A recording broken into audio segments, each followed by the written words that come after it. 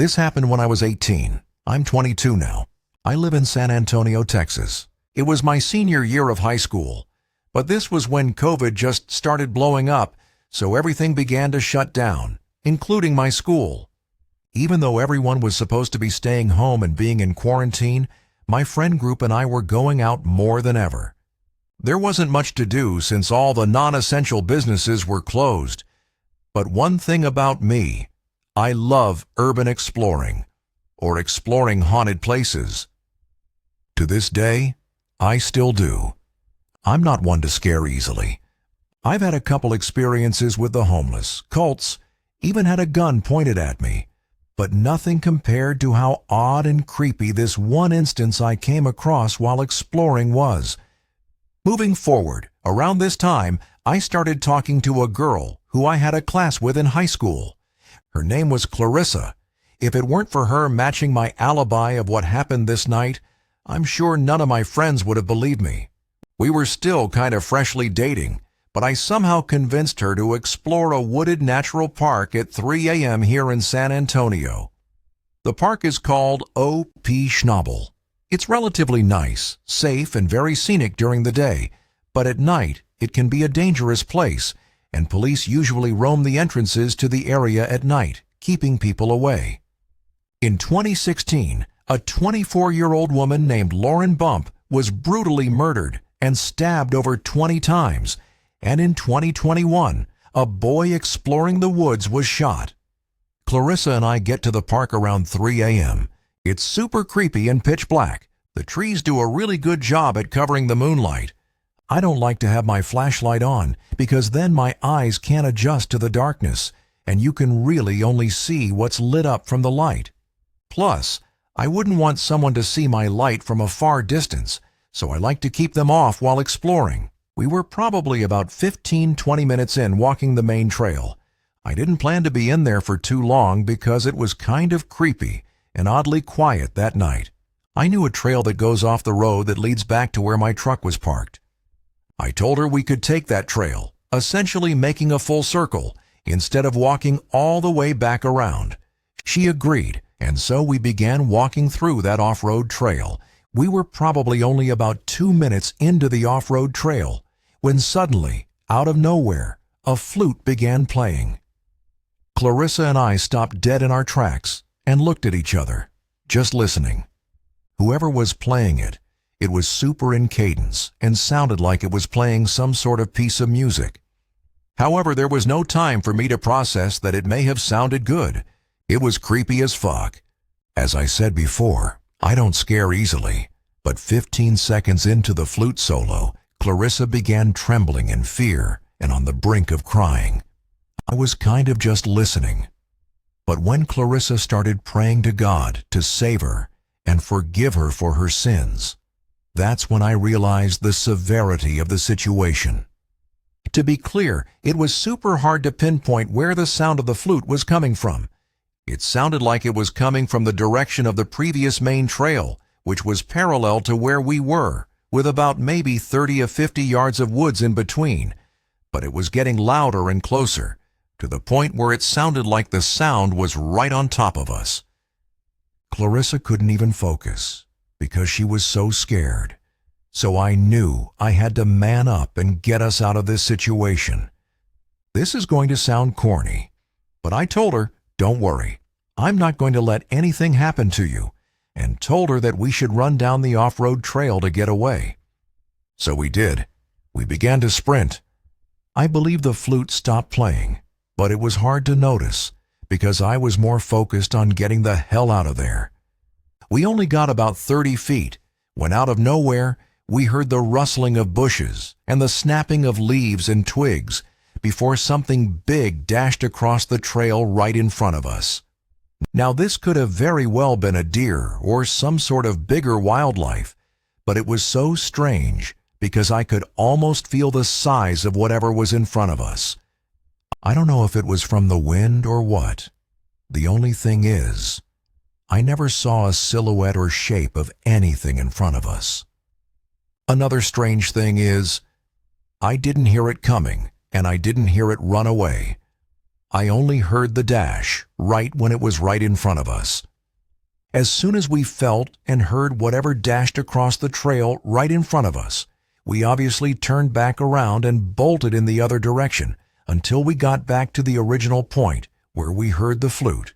And then, as if whoever was playing it was waiting for us to return, the flute started to play again, loud and right on top of us. This time it was almost chiming. It sounded like it belonged to some sort of Irish jig song or something, but the chiming was still in cadence. However, it was still impossible to pinpoint where the sound was coming from. It was just surrounding us. At this point, my fight-or-flight instincts kicked in because we were trapped. We had two options: either go back into the off-road trail where we heard that terrifying dash right in front of us, or go back to the main trail where the flute and whatever psychopath was playing it was at. The off-road trail was definitely scarier because it was darker and surrounded by more dense forests, and at least the main trail was a cement path. Thus, I told Clarissa, who was still trembling in fear, "Let's start running down the main trail back to the truck." We ran back. Adrenaline was still pumping, so we cut the 20-minute walk into a 7 and 8-minute jog. And somewhere along the run, the flute noise must have stopped. Along the run back, there was a random porta potty, and I was scared to death because what if someone was on the other side or hiding inside of it, because it seemed to be somewhat parallel to where we were at earlier. Thankfully, I didn't see anyone or signs of anyone ever having been there. In fact, my truck was the only vehicle in the area near the main entrance to the woods. We made it to the truck, and I sped far away from there. The next day, I told all my friends about it, and I looked all over the internet to see if anyone's ever come across anything like this. People claim to run into ghosts, cults, animals making terrifying noises, but a soft and rhythmic flute solo? I couldn't find anything on that. Or maybe I just didn't look hard enough. I tried to figure out all the possibilities. There are some houses that eventually lead into a neighborhood on the far edge of the woods, but those houses are at least a couple miles away, and we were fairly deep into the woods. So there's no way the sound could have traveled that far, because I'm telling you, the flute was clear as day, and it was 3 a.m. Obviously, I never found out who was playing that flute or what dashed right in front of us. I actually kind of got chills writing this story. The more I think about it, it actually seems more paranormal rather than something scary on a tangible level. I don't know if it was a person, ghost, cult, or what. I'm really hoping someone might have a rational explanation. Either way, I never really went back to those woods at night. I still explore plenty of creepy places, but never really came across anything like that ever again. I'm a 20-year-old guy. I work at a medium-sized hospital in Northwest Alabama as a pharmacy technician. I work an early night shift, 6 p.m. to 4 a.m. I'm also in charge of stocking the surgery rooms. I work for 7 days in a row, and then I have 7 days off. Working the 7th sucks, but the 7th off feels amazing. I work Thursday through Wednesday, and on my 6th night working, a Tuesday, I left a little early to go stay with my wife at her aunt's house, about 30 minutes away from our house. She was babysitting her little cousins while her aunt and uncle were on a trip. The house didn't have any curtains, so she felt uneasy for the few nights she was there. I didn't go with her at first because it was during my work week, and she told me there was really no point if I was going to get there around 5 a.m. and then go to sleep once the sun started to rise. But on her last night babysitting, she felt extremely anxious, so I told her I was coming over. She is stubborn, but she thanked me and felt so much better once I arrived.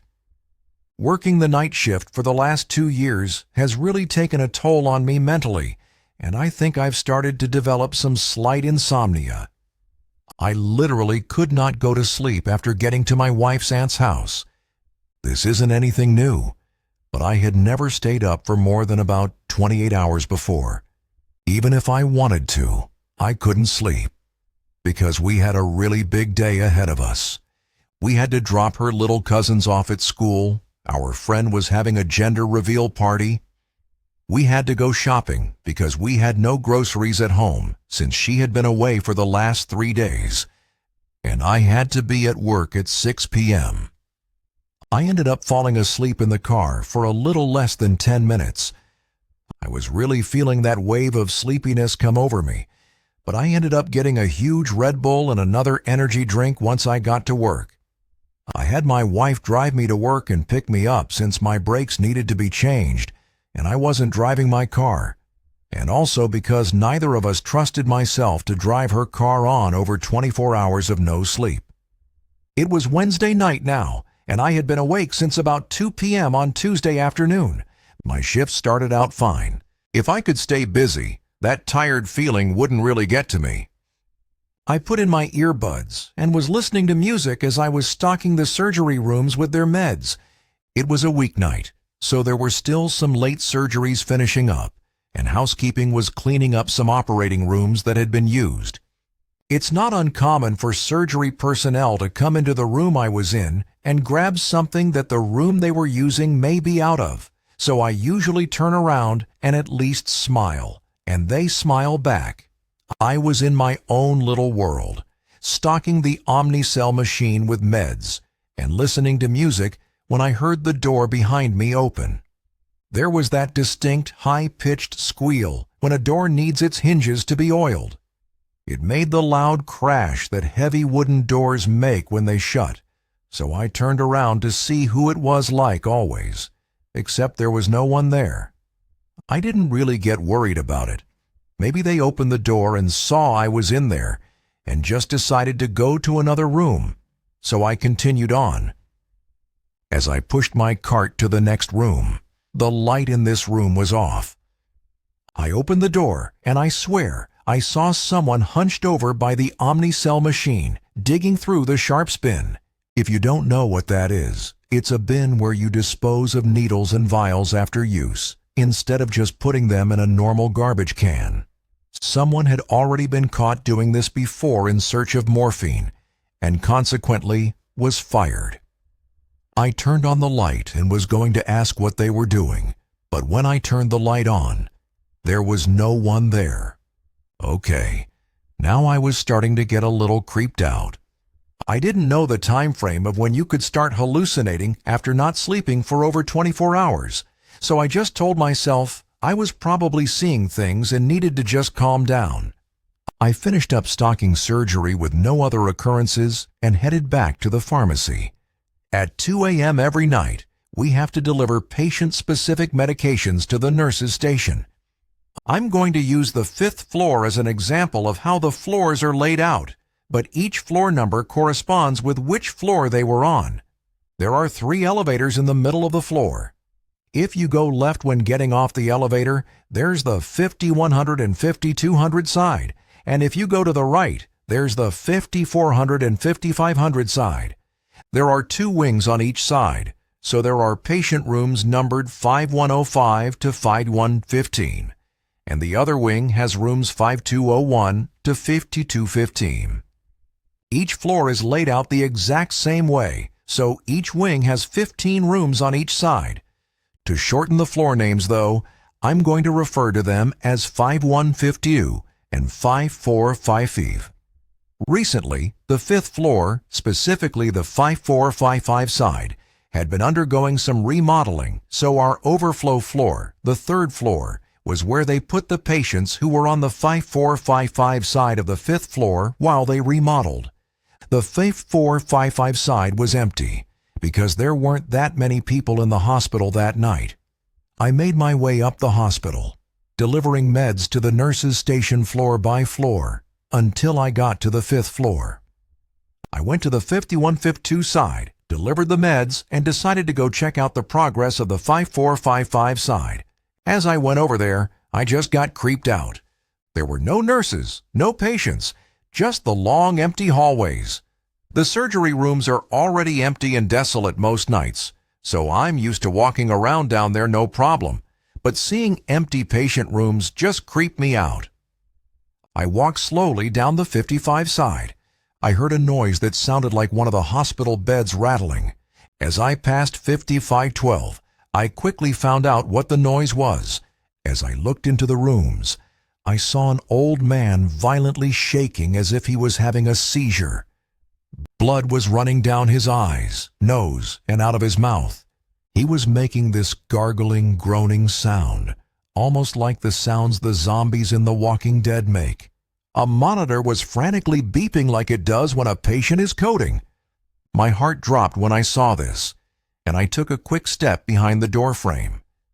I immediately stepped back into the room as I realized this man was in desperate need of medical attention. But when I looked back in there was no man. This bed was clean and made. The monitor was off, and there were no signs that anyone had even been in that room for at least a whole day. I thought at that point I was for sure hallucinating. I quickly made my way back over to the elevators, and I made my way back down to the first floor where the pharmacy is. As the elevator doors opened, an old man in a security shirt and hospital badge got on the elevator. He patted my shoulder as he walked past me. It was that same man I had seen moments before, having a seizure and making those zombie-like noises. He smiled at me as the doors closed, and I watched the numbers on the elevator go all the way up to the 5th floor. I didn't push the button for the elevator to come back down, but the same elevator came back down to the 1st floor and opened. There was no one on the elevator. I ran back to the pharmacy and sat in a chair for the rest of my shift until my wife came and picked me up. As I was waiting, I Googled when hallucinations start when you haven't slept. It said between 30 and 48 hours, and I was on hour 38 of no sleep, so it made sense. The pharmacy is located directly under the 5455 side, so when I walk in, I can see the window at the end of the hospital wing on the 24, 34, 44, and 54 side. Sometimes as I wait on the elevator on that side to go back down to the pharmacy, I look out the window. As I was walking out to my wife's car, I looked back up at the 5th floor window and saw the same old man looking at me through the window. I got chills as I got into my wife's car. I didn't say anything about what I saw that night. I'm not sure why I would have hallucinated that specific man, as I've never seen him before. And even if I have, he has no significance in my life whatsoever. I'm still not sure, though, if that was even a hallucination, or if what I saw that night was real. It certainly felt real. I went to sleep immediately after getting home. I've not seen that man again, but this was just under 2 weeks ago. I live with my boyfriend in his house that he owns. It's a modest house in a good neighborhood. Violent crime here is typically low. I say it's a modest house because compared to the other houses in the neighborhood, it's on the smaller side. But having a smaller house in this neighborhood is still very desirable because it allows us to still live in a nice town without owning a multi-million-dollar home. It's a single-floor, 3-bed, and 2-bathroom house with a basement. We're on a very quiet block with a lot of privacy. The way the street curves provides this optimal privacy, as when we step outside of the house, there's not a single neighboring house directly facing us. There are 8 houses total on our block. Further down the block is a small wooded area. My boyfriend Nika was away one weekend in Vegas for a bachelor party last October. I was alone from Thursday to Monday. Friday after work, I had some of my girls over for a wine night. At some point, while we were in the living room watching scary movies, the doorbell rang. We all went quiet and looked at one another with the same faces. The doorbell ringing late at night while watching a scary movie almost felt not real. I went to go sneakily see if I could see who was outside on the porch, but I couldn't get a view from the window. There was a tiny glass panel at the top of the door, so I peeked through it. There were like 4 cars in the driveway. They had to know people were home, but I didn't see anyone on the porch. I went back to my friends And while we all agreed that was weird, we accepted that it was just a very unfortunately timed ding-dong ditch. After everyone left, it was late enough for me to go to bed and fall asleep right away. But I was awoken that night, not even an hour later, to the doorbell ringing twice. I looked at my phone, and it was like 1 a.m. No one belongs outside your door at this hour. I immediately called Mika, and he picked up, sounding really drunk in a loud bar. He had to go to a bathroom to be able to hear me. Once he heard me, he told me to just stay in the bedroom and not open the door to anyone. He never once suggested calling the police, so I refrained from doing that for now. We ended our call, and I tried to just stay calm and go back to sleep. Just as my heart rate started to slow and I started to calm down, I heard something from outside, some kind of clicking sounds, until there was a knock at my window, and a male's voice said, "Hey, anyone home? I need some help out here." I thanked the Lord the blinds were closed. I couldn't see who was out there, and they couldn't see me. Instead of leaving, he knocked again on the window. He said, "I know you're home." This was what prompted me to call the police. I never heard the man outside walk away from the window. For all I knew, he was still standing outside of it. So I whispered the entire time while on the phone, reporting someone trying to break into my house. Call me dramatic or an embellisher, but I was scared and I wanted the police here ASAP. Within 5 to 10 minutes, the doorbell rang again, followed by loud knocks. I went out and approached the front door and asked who it is. A male's voice said, "It's the police." It was a different voice from the other guy. I looked through the glass and confirmed it was a couple police officers. I opened the door for them, and right off the bat, the taller officer in front walked right into my house without my even inviting him in. He said they were responding to my report of a disturbance, and I said there's a man lurking around the house, ringing the bell and knocking on my window. I don't want to make a big part of my recounting this story about this particular police officer, but he was the rudest man I'd ever met. I felt like he was on a power trip. He was demeaning towards me, telling me to shush and talking over me while I was trying to explain. He also didn't seem to take my claims very seriously. His partner didn't say a word. He just stood in the back. The taller one asked me details that I'd already made clear I wouldn't have, such as what the man looked like, when I clearly stated that I hadn't seen him, and the officer actually said to me, "Well, you're the one who called us, man. If you don't want our help, we can leave." I was taken aback completely. I'd never called the police before, and I never expected such a lack of professionalism. I apologized and said I'm just scared. It was around this time that the two officers walked around the house with their flashlights. They went full circle and then came back, but honestly, they didn't really check very thoroughly.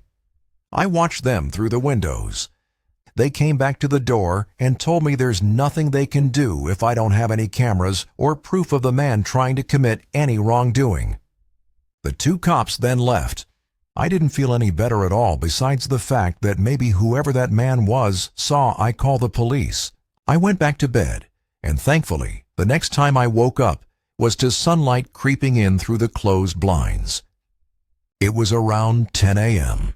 It was Saturday, and that night, my friend was having a Halloween party that I was going to help set up for. During the day, I did a little grocery shopping, and while I was at it, picked up some things for the party. My costume was Velma from Scooby-Doo, and my friend throwing the party was Daphne. I got to her house around 6 p.m. The party started at 9, and it really picked up around 10:30. I was there pretty late, like I probably left her house a little after 1 a.m. I was good to drive as I didn't really drink much besides a few beers. When I got home, I immediately noticed a cool draft in the house. After setting my things down on the dining room table, I noticed a window open. I went to shut it, trying to remember why I would have opened it. I went to brush my teeth, but then when I came out from the bathroom, I noticed the basement door was wide open. I froze. This was when I started hearing this faint but consistent clicking sound. As I got closer to the basement stairs, I realized it was coming from down there. And then I got to the top of the stairs, and I looked down to the pitch-black basement, and the clicking suddenly stopped. A voice from below suddenly said, "You're finally home." With that, I slammed the basement door shut and took my phone with me outside. I banged on the neighbor's door until he answered, and I chose to call the police in the safety of my neighbor's house. It was unfortunately the same two officers who returned to my house. My neighbor accompanied me as I went to speak with them this time, and I think that may have had some kind of impact on that taller cop's attitude. He wasn't as rude this time. He and his partner checked the house while my neighbor and I stood in the living room. Eventually, after their initial search, I showed them some of the spots I had imagined someone could be hiding. I basically tore the entire house upside down while also on the phone with my drunk boyfriend. When I was sure that no one was here anymore, I packed a bag to go stay with my sister until Mika came back. This time I locked every window before leaving. The main takeaway lesson from my story is, if you have windows that open wide enough for someone to crawl through, make sure they're always locked when they're closed.